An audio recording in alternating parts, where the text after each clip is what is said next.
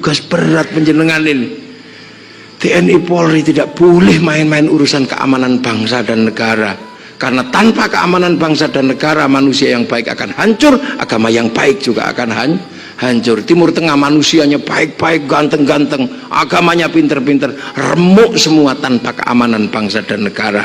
Dan semenjak konflik Iran sampai konflik Suriah, data UNHCR 150 juta urban dari Arab ke Timur Tengah, ke Eropa sudah tidak lagi beragama Islam. Mereka sudah menjadi orang-orang yang tidak beragama Islam. Ini yang namanya pemurtadan syar'i. Jadi murtad syar'i itu yaitu karena semua pengen mendirikan negara Islam. Nah, di sini loh Pak, tugas panjenengan ini berat. Makanya saya kemarin sampai usul, sudahlah TNI Polri nggak usah bersama rakyat. Kenapa? Karena sekarang rakyatnya cerewet, pengen ngerubah Pancasila. Kalau rakyatnya pengen ngubah, Pak TNI Polri mau bersama yang pengen ngerubah itu, mereka juga rakyat.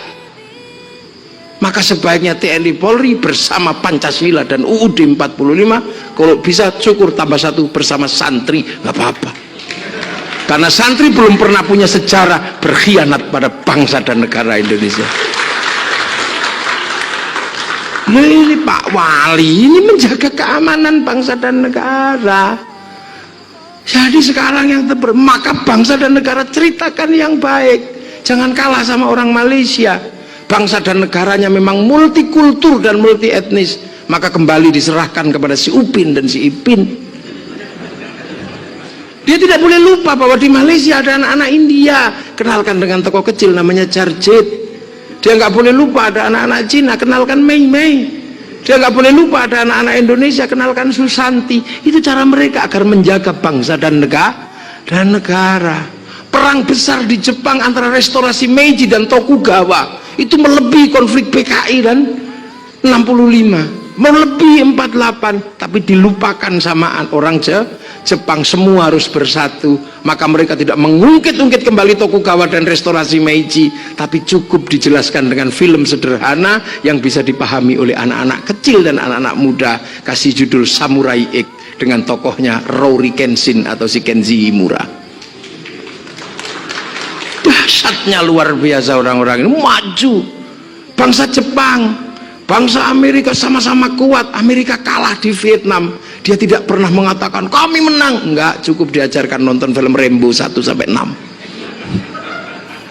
Ketika Amerika ditekan oleh Cina dengan spiritualitas baru, dan Amerika sebagai bangsa urban tidak punya spiritualitas terhadap Cina, dia dengan tersenyum hanya bikin kami juga punya American Kungfu, American Shaolin. Dia nggak malu. Dengan Jepang kami juga punya American Ninja, kami punya American Samurai. Bahkan samurai terakhir dari Amerika namanya Tom Cruise dalam sebuah film The Last Samurai.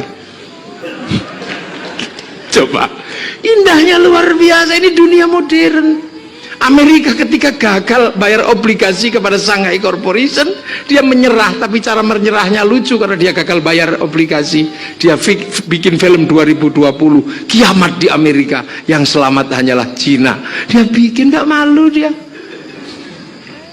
Ya, ketika Amerika sudah gagal membentuk teknologi pindah ke Cina, teknologi HP, teknologi laptop pindah ke Cina semua, dia nggak malu. Ya sudah, kami kalah. Dia bikin film Mortal Engine, dan Cina juga nggak terus sok-sokan. Ya sudahlah, kalau kamu nyerah, serahkan kembali tongkat Sun Gokong kepada kami. Maka dia bikin film The Forbidden Kingdom, di mana tongkat Sun Gokong diserahkan kembali ke Cina oleh seorang anak kecil Amerika dikawal oleh Jackie Chan. Ini dunia baru, sanepo baru.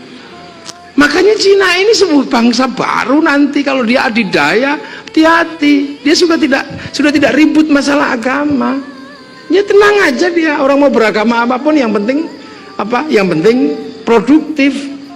Bagi mereka, kalau Tuhan terlalu rewel melarang judi, dia bikin dewa judi. Tuhan terlalu rewel melarang mabuk, dia bikin dewa mabuk.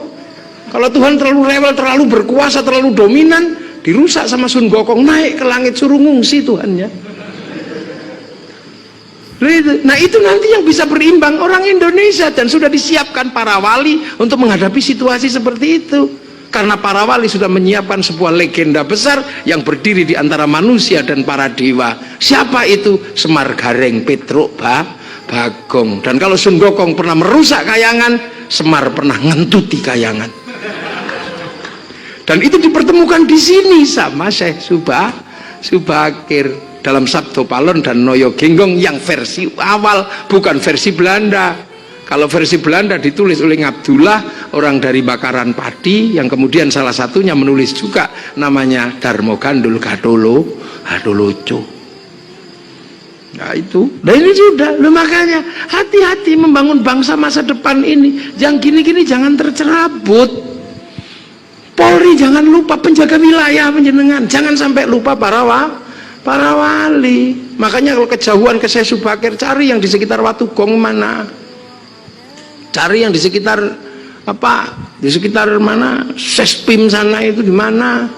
Cari makam wali di sekitar Cilangkap mana. Itu karena apa? Penjaga wilayah. Masa nggak kenal dengan yang membangun wilayah? Maka jangan sampai dimanapun Kota Magelang jatuh ke orang yang tidak mengerti konsep para wali. Ini bahaya. Ini berat ini. Saya mesti ngomong. Ini loh. Amma ba'du. Ini hari santri, makanya Masya Allah, ini negara membuka diri hari santri.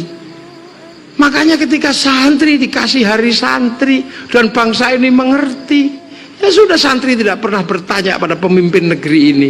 Santri adanya, ya kaulah pemimpin kami, ya sudah. Kalau mau mengalahkan, tunggu 5 tahun lagi, bikin partai dan kita kalahkan secara konstitusional lewat pemilu. Jangan diturunkan di tengah jalan, itu nggak gentle.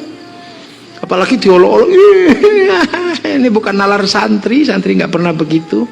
Makanya ketika pemimpin santri diturunkan, santri juga tidak pernah balas dendam, biasa aja. Maka kalau pengen aman, bekerjalah dengan santri, bersama santri yang nalarnya nggak perlu lagi ditata. Fa insya Allah nalarnya lalar Indonesia, karena khol Syekh Subakir. Pasti orang kalau khol ziarah ke makam Syekh Subakir, pasti kalau ada sesuatu, tanah itu akan dipertahankan karena di situ ada makam gurunya. Ziarah ke Jombang, ke tempat Kiai Hashim, ada sesuatu dengan Jombang, pasti akan dipertahankan karena di situ ada makam gurunya. Pergi ke Surabaya, ada makam Mbah Ngampel, pasti dipertahankan apapun yang terjadi dengan Surabaya karena ada makam Sunan Ampel. Rasa cinta pada tanah air terpupuk dengan sendirinya ketika berziarah ke makam para gurunya. Tidak perlu lagi diajari hubbul wathon minal iman karena santri sudah menjalankan. Dan jangan khawatir, santri tetap akan mempertahankan tanah air karena guru-gurunya ada di situ dan rasa cintanya dipupuk dari khol, dari ziarah, dan ini sudah dijalankan oleh para santri, para penjaga. Maka harus datang ke makam para wali. Kalau nggak ngerti caranya berdoa, biar saya yang mengajarkannya. Tak pimpinlah, tak Fatihah,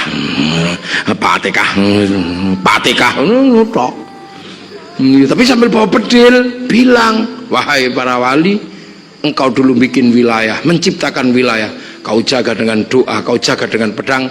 Bagi kami tidak mengerti itu, kami hanya mengerti menjaga wilayah dengan bedil kami. Kita tidak ono apa-apa bedil sewen. Nah kalau dengan dalil urusannya kami lah, para kiai dalili. Lah itu makanya TNI Polri senjatanya bedil. Nggak ada TNI Polri kok pentungan, nggak ada. Kalau pentungan nggak mempan, bedilnya keluar. Ini loh, jaga keamanan bangsa dan negara, karena nasib manusia yang baik, nasib agama yang baik ditentukan oleh bangsa dan negara yang aman dalam konsep baladil amin. Assalamualaikum warahmatullahi wabarakatuh.